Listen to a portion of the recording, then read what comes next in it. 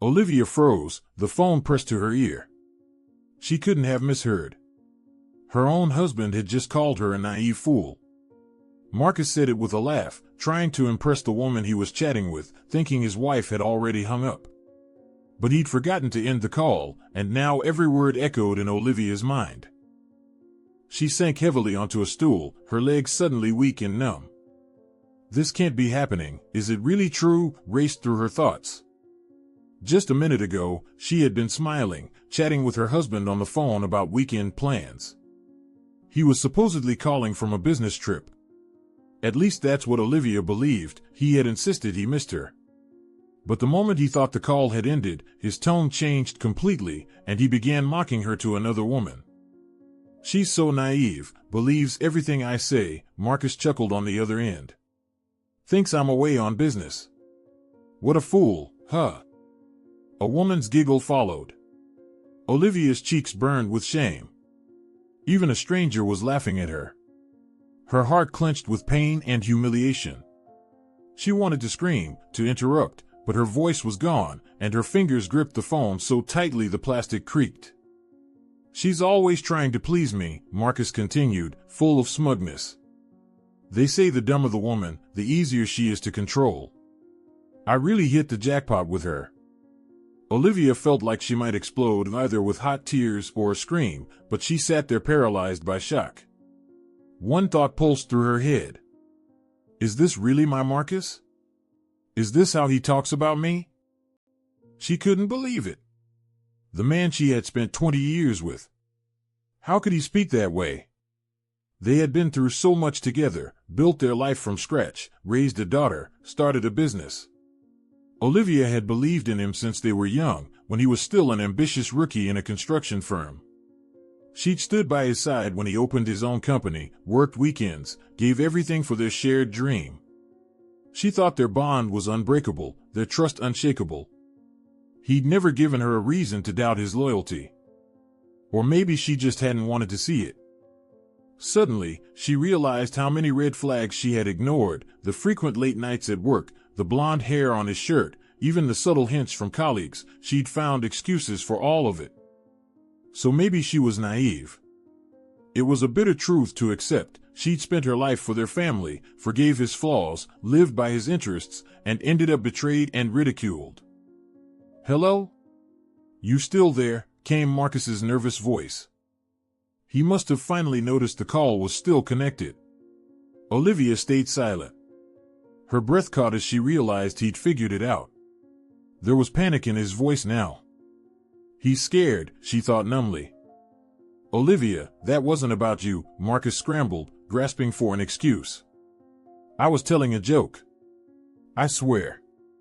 Tears welled up again, not from the betrayal, but from the pathetic lie he just told. Such a weak attempt to cover it up. He thinks I'm an idiot. Well, he's the fool, she thought bitterly, wiping her wet eyes. He was still yelling into the phone, begging, maybe claiming it was all a joke. But Olivia wasn't listening anymore. She gently placed the phone on the table and ended the call, as if afraid to hear his voice again. Silence fell. Only the ticking of the clock broke it. 1 minute passed, then another. She sat frozen on the kitchen stool, staring at the linoleum pattern. How could he? How dare he humiliate her like that, in front of a mistress, no less? The realization was unbearable. The familiar kitchen, where she had made his favorite pancakes just that morning, suddenly felt cold and foreign. A wave of sorrow swept over her. A chill ran down her spine. The phone rang again, piercing the silence. Olivia flinched. The screen read, "My love." She didn't answer. The call stopped, then started again, more insistent, urgent, like the phone itself was desperate to speak. But she couldn't listen to excuses and lies right now. Finally, the ringing stopped. Marcus had apparently given up, for now. He's probably rushing home, she thought. Let him come. What's the point? The words are said, and I'll never forget them. She needed to do something, anything, or the pain would drown her. Her eyes fell on the cooling pan of pancakes. Olivia got up, picked it up, and dumped the whole batch into the trash. Then she wiped her hands and walked to the bedroom. The closet was still open from that morning, when Marcus had hurriedly packed for his so-called trip. Everything was a mess, drawers pulled out, clothes tossed around. Normally, she would tidy it all up after him. But not today. On the top shelf, the one Marcus rarely touched, stood a dusty suitcase. Olivia pulled it down and dropped it on the bed. For a few seconds, she just stared at it, feeling something solidify inside her. Enough. I won't tolerate this. I won't forgive it, she thought.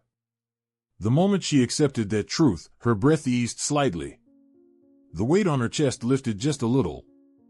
She turned to the closet and began throwing things into the suitcase, his things. Shirts, pants, socks. Tears threatened again, but Olivia pushed them away.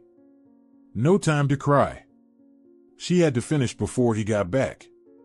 She didn't want to see him. Didn't want to hear his sugar-coated apologies. It was over. The sooner he was gone, the better. The front door slammed shut. It had to be their daughter returning from school. The girl, no, young woman, a college junior, appeared in the bedroom doorway, frowning in confusion at her mother's frantic packing. "Mom, what's going on?" Amanda asked, taking off her jacket. "Have you been crying? And why are you packing Dad's stuff?" Hearing her daughter's worried voice broke Olivia's last bit of composure. She collapsed onto the bed beside the suitcase and covered her face with her hands. The sobs finally came, deep, painful. Amanda sat beside her, wrapping an arm around her shoulders. She had never seen her mother like this before. Olivia was always calm, kind, patient. "Mom, what happened?" Amanda asked softly. For a while, Olivia just shook her head, unable to speak. But slowly, she managed to whisper. "Your father." She exhaled, lowering her hands. "He's been cheating on me." "He has." She couldn't finish. But it was enough. Amanda's expression shifted from confusion to horror, then to anger. Her face went pale, as if she had been struck herself. "No, it can't be," she whispered. "I heard everything, sweetheart. Every nasty thing he said about me," Olivia said bitterly with a faint, broken smile. Amanda sat frozen, hand over her mouth. Then, suddenly, she jumped to her feet. "How dare he?" she blurted out. "Mom, what are you going to do now?" Olivia stood up, looked at her daughter with red, swollen eyes, then turned to the suitcase. "I want him gone," she said quietly. "Completely gone. Will you help me?" Amanda nodded, and together they started packing his things. Her daughter's eyes welled with tears, but she held them back, pressing her lips together tightly as she shoved another shirt into the suitcase. "You're amazing," she whispered suddenly, having found a crumpled restaurant receipt in her father's pants pocket. The date was yesterday. And it wasn't a cheap place. Amanda gave a crooked smile and handed the receipt to her mother. Olivia just shook her head. She wasn't even surprised anymore. When the suitcase was finally stuffed full, they managed to zip it up with effort. The rest of the smaller items they tossed into a large bag.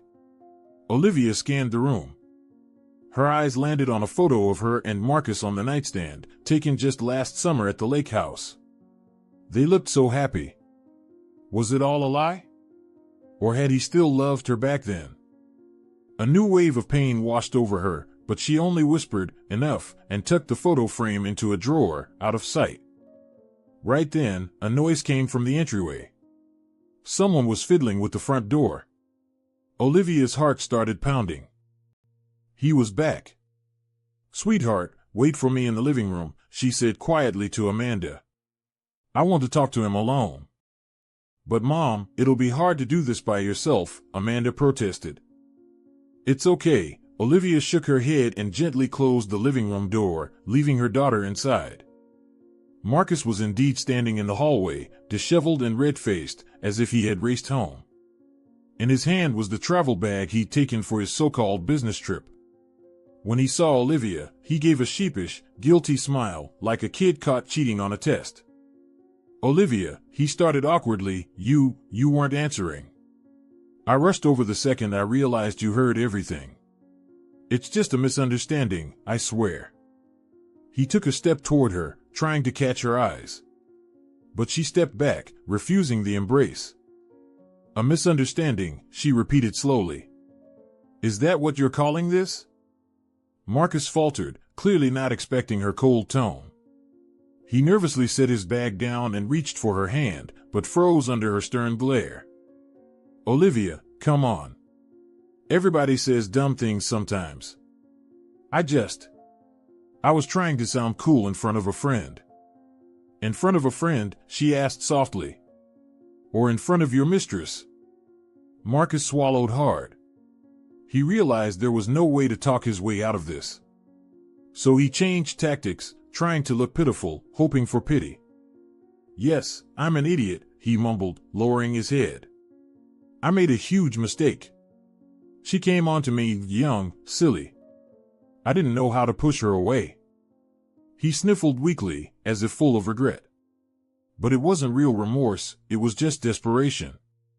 He was hoping to slip away like always. But the words didn't work on Olivia anymore. For the first time in years, she saw him clearly.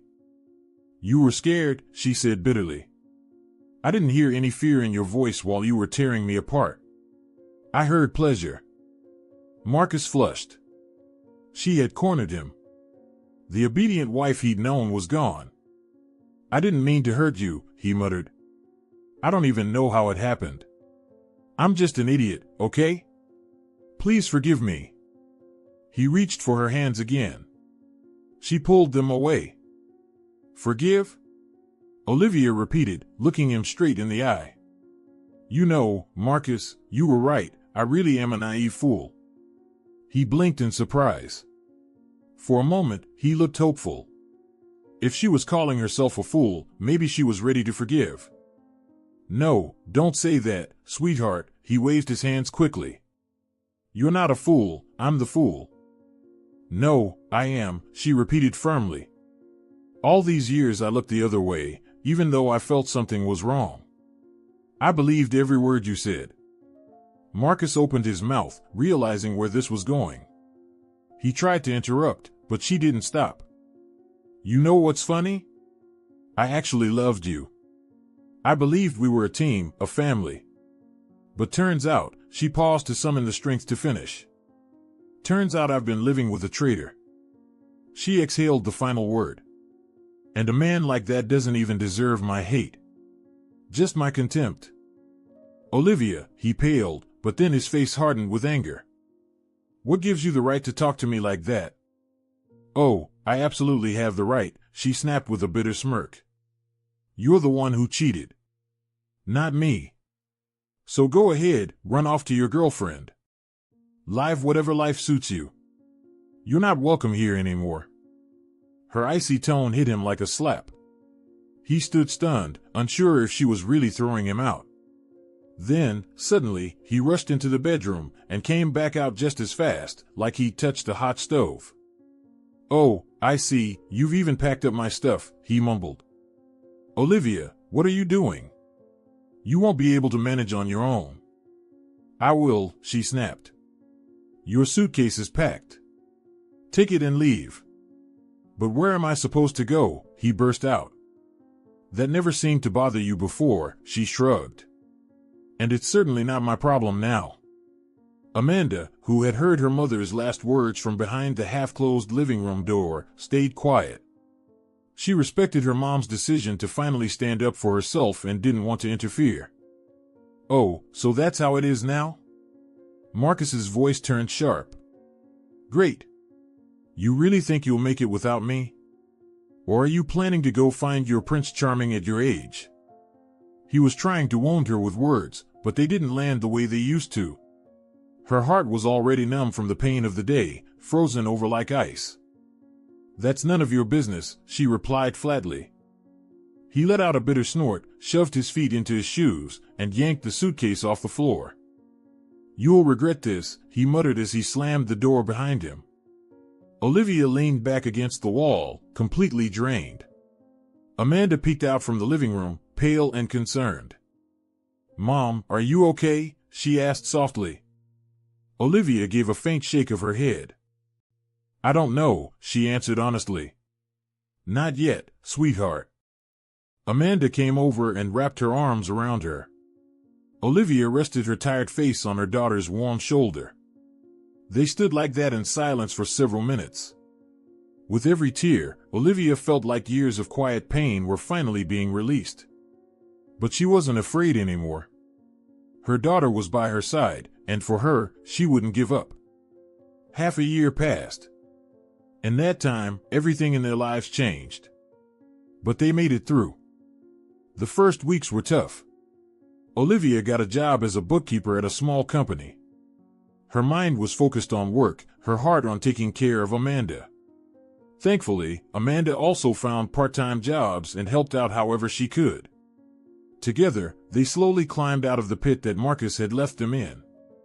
As for Marcus, he tried to build a new life with his mistress, but the girl quickly grew bored. The fun dried up once the money stopped flowing, which it did after the divorce and property division. That didn't suit her at all, so she left. The once confident womanizer found himself unwanted. The family home was gone, old friends drifted away, and even his daughter no longer wanted to speak to him. He tried again and again to reconnect with Amanda, sending gifts, waiting for her outside her university, but she always walked past him with a cold, blank stare. She wanted nothing to do with a father who had betrayed her mother and destroyed their family. Now Marcus lived alone. Some evenings, he sat in silence, remembering the cozy home where warm eyes had once waited for him and dinner was always ready. But there was no going back. Without even realizing it, he had destroyed everything good in his life. Meanwhile, Olivia and Amanda slowly began to thrive. Amanda finished her third year of college and moved on to her senior year, making her mom proud with every step. In the evenings, Olivia often caught herself smiling. There was a lightness in her soul now, as if, after a long storm, the sun had finally broken through. The wound was still there, yes, but so was her daughter, and the work she enjoyed. And most of all, there was hope. Hope for something better ahead. She didn't need anything more. She knew she had done the right thing. It had been painful and hard, but beyond that pain, a new life had opened up. A life with no more lies, no more betrayal, no more illusions. A life filled only with what truly mattered, honesty, peace of mind, and a deep sense of freedom. She was moving forward with her head held high, without a single doubt. This was the only choice she could have made, and it was the right one.